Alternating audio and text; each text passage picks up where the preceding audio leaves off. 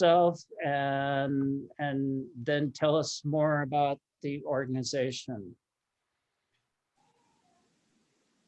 Okay. All right. Hi, everyone. Thank you so much for having me here tonight. My name is Alice. I'm with the Women's Center of Southeastern Michigan. I help the agency with their marketing and their outreach. And I've been with the agency, I think I started as a volunteer in 2013. And then before that, I was actually in the automotive industry. So quite a different career, but I feel like it's a way better fit. Um, as I was volunteering, an opportunity came up for me to join on staff. So I've been with the agency as a staff person since 2015, I think. So I'm going to tell you a little bit about the Women's Center, and then if anyone has any questions about anything that I bring up, please feel free to let me know. So the Women's Center was started in 2000. So this past year, we actually celebrated our 20th anniversary. Of course, we had this huge celebration planned, and we couldn't carry that out. But when we started 20 years ago, we started with this belief that when women have the tools to assert their economic and emotional strengths, everyone connected to us also benefits.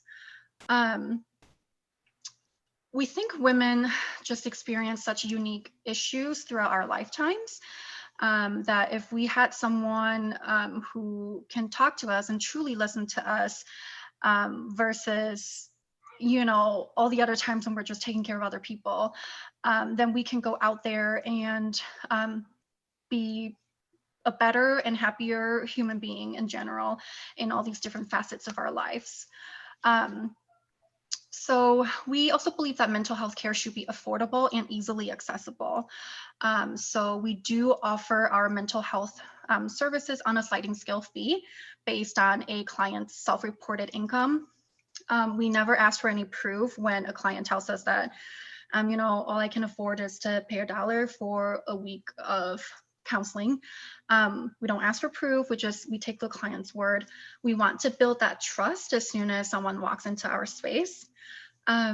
So if you don't know, typical counseling rates range from $110 to $170 an hour if you were to see a professional. At the Women's Center, our clients pay anywhere from $1 to $20. And again, it's based on self-reported income. Very rarely a client will say, I think I can afford to pay more than $20 an hour, so that's what they'll do. But in the past, on average, our clients pay $6.50 for an hour of service. So that's, I do think what we do is quite amazing. We have clients who come back year after year. And I think that's another unique thing about us is that a lot of insurance will put a maximum number of sessions that you can access. By the Women's Center, because we don't have to necessarily deal with an insurance company, then clients can come for 20 weeks, they can come for 2 years. We don't dictate how a client heals. They are on their healing journey. And sometimes the experience has been that a client can come in thinking, okay, I'm just trying to deal with my anxiety. But then 8 weeks later, they realize this entire different trauma that they've experienced in the past. And then if they feel ready, they can start working on that as well. And another thing I feel like the public doesn't really know about the Women's Center is that actually we serve everyone in the community. We do have a few women-only support groups, but for our mental health services, we actually are currently seeing about 9% men and 7% transgender individuals or folks who identify as being part of the LGBTQ+ community. So other than our mental health services, we also have a job coaching program. It's run by Lisa, who also teaches at U of M School of Business. So a lot of times she will sit down with a woman maybe maybe she's been a homemaker for 20, 30 years, and now she feels ready to go back on the workforce and needs to make a new resume or practice interviewing skills. And she actually has been working with a client who is a little older. I think she's in her 60s, but she doesn't want to retire. She wants to work, and we think that's great. So we're just helping her honing some skills that, you know, Lisa thinks she might need in order to get into the field that she wants to get into. And we also have a financial coach on site, and our financial coach will sit down with women who, an example is this woman had been married for, I think, about 20, 25 years. And she owned a business with her husband, and she never thought that she would wake up one day 25 years later and her husband said, I'm leaving you, and, you know, I'm moving on. And he had been the breadwinner, even though they technically owned the company together. So she really had to learn how to manage some of the finances on her own. We've had women who just get so anxious to be on their own, and every time they go to the mailbox, it's another bill, it's another late notice, and they're just absolutely crippled by the anxiety of the simple, we think what would be a simple act of opening mail, that they can't, because they can't get another piece of bad news. So our job coach, Lynn, sometimes would even just sit down with someone and open mail with this really anxious woman and just go through, okay, let's see what bills you can pay today and what we think is the priority for you to take care of sooner rather than later. And, you know, sometimes she'll call banks with the client. She will teach her how to write a check, how to balance her accounts, really just meeting the client where they are, depending on what their unique situation is and what they think they need. So all of the services I've mentioned so far, the mental health counseling, the job coaching, and the financial coaching, again, are open to everyone in the community. So I'm going to go through our support groups, and these are the area where it's more women only. So we have a moms and infants support group that's designed to for pregnant women and new moms to come and kind of share the joys and challenges of motherhood. We started this group because we were reading stats from Washtenaw County, and we noted that one of the most isolated groups in our county is new moms. So we got together with a social worker at U of M to start this free support group for moms and new babies, and also women who are pregnant. And it's been wildly successful.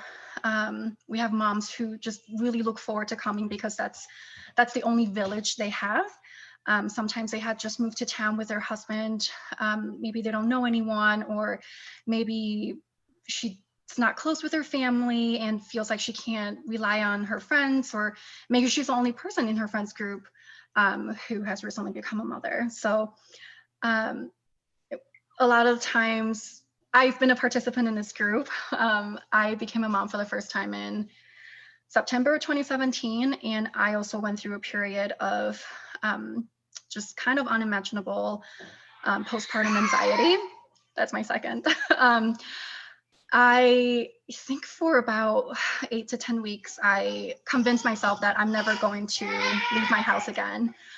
And then I was technically still on maternity leave at the time, and my boss convinced me to, you know, come to this mom share group and bring my baby in and see what it might feel like to just leave my house with my baby, not for work, not to run an errand, but to do something that really made me feel good. And then I started going every week, and it's incredible just how comfortable women feel sharing in this group. I think it's a testament to the non-judgmental space that we've been able to create with these mothers. People are very open talking about their postpartum depression, their postpartum anxiety, having to go on medication. and just the changing relationships they've experienced with their partners after having children. So again, just really specific issues that mothers and women go through during this really sensitive time. So that's our MomShare group. And it's completely free to participants. We started this support group completely free, and we don't have the intention of charging clients to come. I mean, having a baby is already so expensive, and we want to do what we can to keep our services affordable and easily accessible. And then our other women-only service would be our divorce-related education and support group. So I believe we are the only agency within a 60-mile radius that does women-only divorce services. And again, we just want women to feel comfortable coming to seek a service that they really need without feeling unsafe when they're here. From talking to our clients, a lot of women who are thinking about leaving their partner, or maybe they're in the middle of the process, are facing some kind of abuse at home.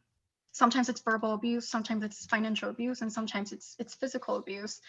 And they simply do not feel comfortable coming to a support group or workshop when other men are present.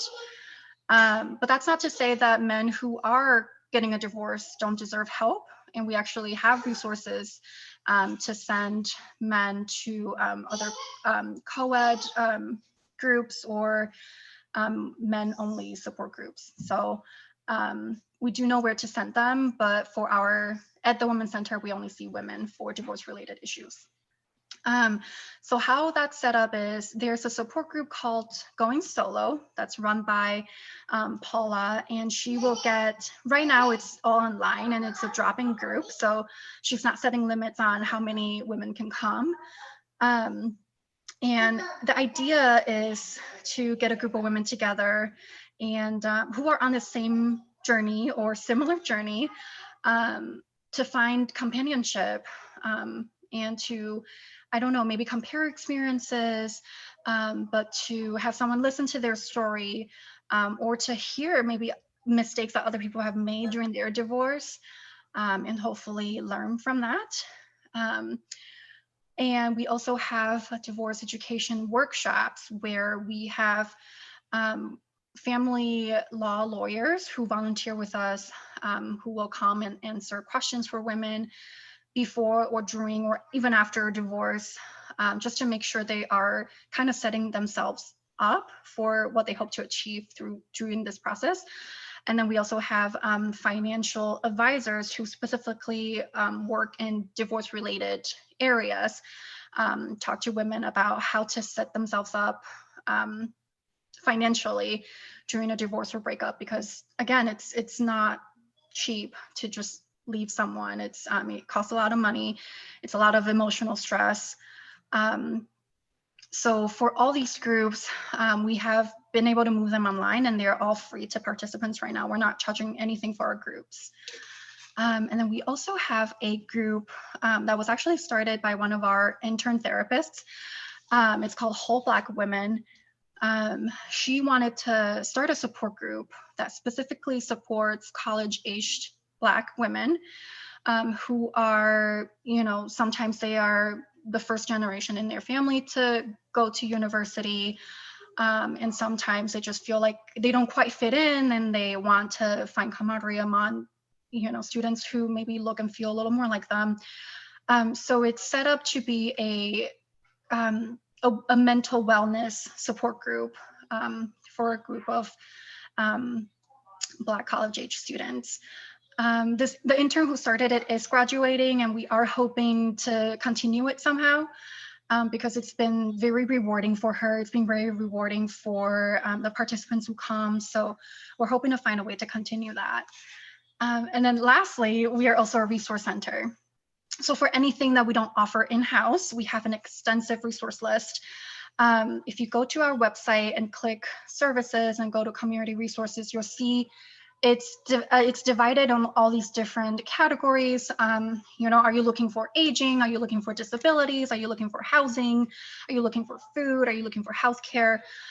So we actually have someone who goes through all these resources at least once a year, because we want to make sure when we're referring people, we are being as accurate as we can.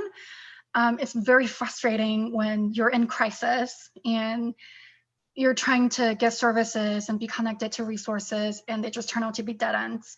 So we try not to put our clients through that to the best of our abilities. So yeah, that's a gist of what we do. I would like to see if anyone has any questions for me. Anyone? Great. Hi, Thank you, Megan. Alice. Oh, thank you for having me. So I was curious how clients find you. I saw like something recently. I think you were on the United Way site. Yeah, I was. Yeah. Yeah. So I thought, oh, I hadn't seen that before, but I'm just curious how somebody who really could utilize your service may find out about them. Yeah. So what we have learned throughout the years is that most clients find us by Googling the word divorce. So that is how a lot of people find us, is when they're already in crisis and they're looking for a place to go. They'll type some sort of keyword into Google. Divorce is very high on the list, so that we know. And it's also sometimes through word of mouth. We've had a lot of clients who have enjoyed getting services through us, and they'll tell their friends and their families to come see us.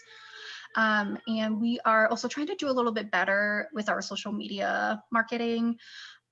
So that could be another place where people find us. Thank you. Thank you. And we're getting your name out in the co-op. So yes, thank you so much. Are seeing that there. Good. Yeah, it's really exciting. How big is your staff? So when I joined staff, there was only, I think I was the 5th person added on staff, and we have grown exponentially. We have grown a lot. We have added 2 full-time billing people, and then we have added 2 part-time. They used to be volunteer positions, but now we have hired 2 part-time individuals to help us with our answering phone calls and do resource navigations. So they're the first voice that people hear when they call us at the center. We've been able to hire a mental health coordinator. So she takes care of our intake list, and she also works with our intern therapists. And we've been able to hire a development director as well. So I would say about 10 to 15 people on staff now. And I also want to share the other way that we sustain ourselves financially is we started a insurance-based mental health agency under the Women's Center. So for women who don't have health insurance, or maybe they have health insurance through their spouse or through their parents, and she doesn't want them to know she's, that she's seeing a therapist, or maybe she has insurance, but she can't afford her copay, then most of the time she would be under the Women's Center umbrella, where she's on the sliding scale fee and still gets to see someone, still gets to have the counsel that she needs. But if a woman has health insurance and she wants to use her health insurance to seek services with us, and she can't afford the copay, then she will be on our insurance-based side. So we have fully licensed therapists who work at the Women's Center as well. And I would say there are about 10 to 12 of them, in addition to the Women's Center staff.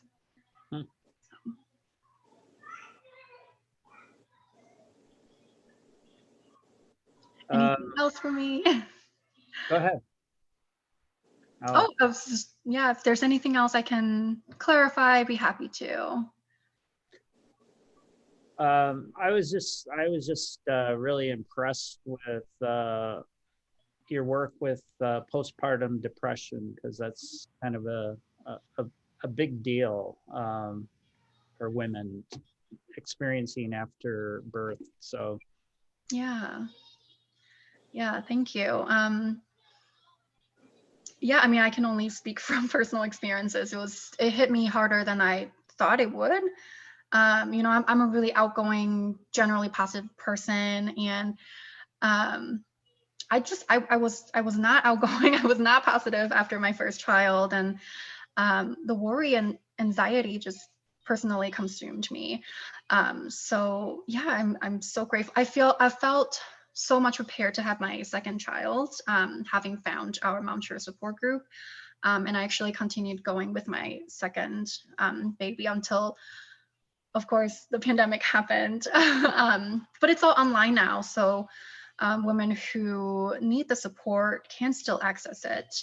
And we're doing everything we can to make sure our phone lines stay open.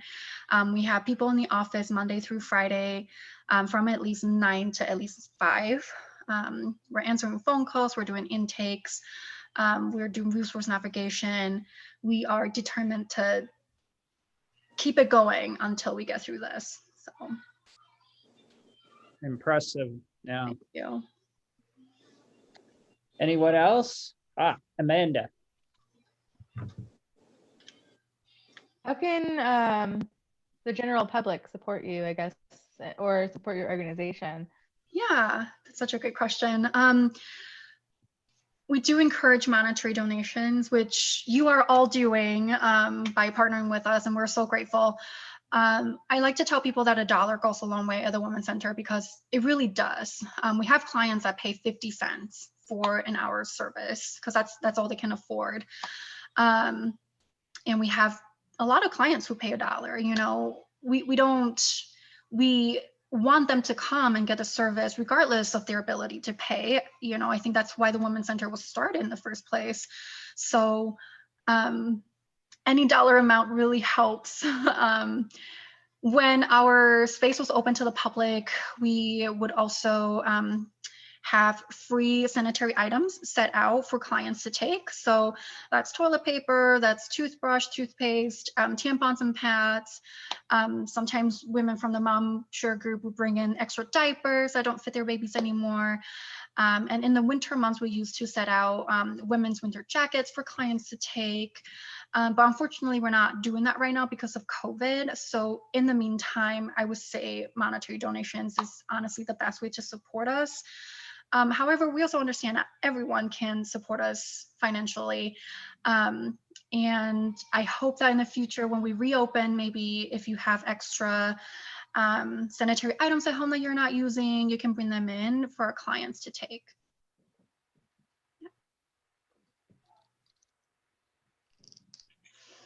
Anyone else? Thank you.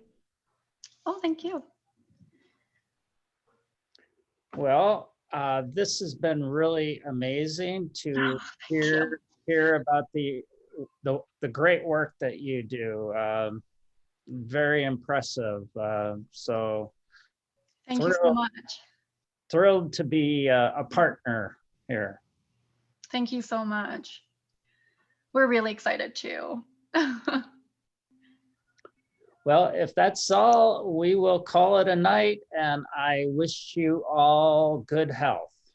You too. Thank you All very of much. you. Thank Thank you. you. Thank you. Bye. Bye-bye. Bye.